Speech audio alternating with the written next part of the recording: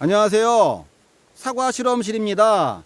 오늘 소개해드릴 사과나무는 M9 작은 시나노 골드 3년차 삼축형이 되겠습니다. 근데 이 나무는 처음 식재할 때 삼축의 형태로 식재한 건 아니고요. 심었더니 그곳에 물이 나서 제대로 자라지 못했습니다. 그 나무를 당해년도에 옮겨서 가지를 절단한 후에 새 축으로 키운 3년차 나무가 되겠습니다. 나무 사이의 간격은 70cm 이고요. 축 간격은 20에서 25cm가 되겠습니다. 이 나무의 제식 포인트는 첫 번째, 축 간격을 최소화해서 수확량을 극대화해보자 입니다.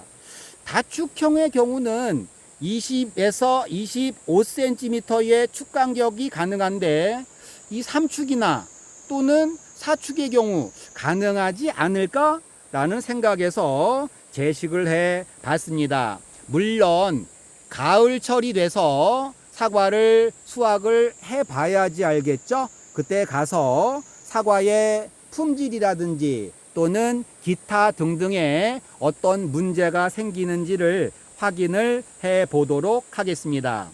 두 번째는 이 시나노 골드가 수세가 약해서인지 올봄에 꽃을 제거한 곳에 가지가 이렇게 나오지 않고 있습니다.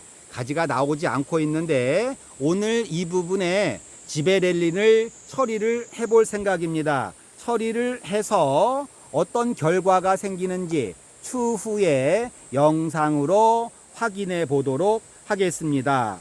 착과량은 20개에서 25개 정도 되고요. 만약에 이 시나노 골드 3축이나 또는 4축형을 계획하고 계신 분들이 계신다면 그분들은 그분 과원의 토양의 상태, 비옥한지 척박한지, 대목의 종류는 어떤 것으로 할 건지, 대목의 노출 정도는 어떻게 할 건지 등등을 꼼꼼하게 체크해 보신 후에 식재를 해야 될 거라고 생각을 합니다. 그럼 만약에 제가 제 과원에 이 시나노 골드 3축과 4축을 식재한다면 저는 제 과원이 아주 척박하기 때문에 M26 작은을 사용하겠습니다. 대목의 노출도 거의 시키지 않을 생각입니다. 그러면 식재하기 위해서 이 3축과 4축형을 만들어야 되는데 저라면 어떻게 만들 건지 간단하게 말씀을 드리겠습니다. 저는 일반 묘목을 사서 식재를 한 후에 가장 낮은 곳에 있는 긴 가지 2개와 중심축을 사용해서 새 축을 완성하겠습니다. 그리고 제식 2년 차에 중심축에만 과일을 달겠습니다. 이렇게 해서 새 축의 균형을 맞춰볼 생각이고요. 물론 새 축의 균형이 곧바로 잘 잡히는 건 아닙니다. 하지만 3년이나 4년 정도 지나면 어느 정도 불균형이 해소되지 않을까 생각을 해 봤습니다.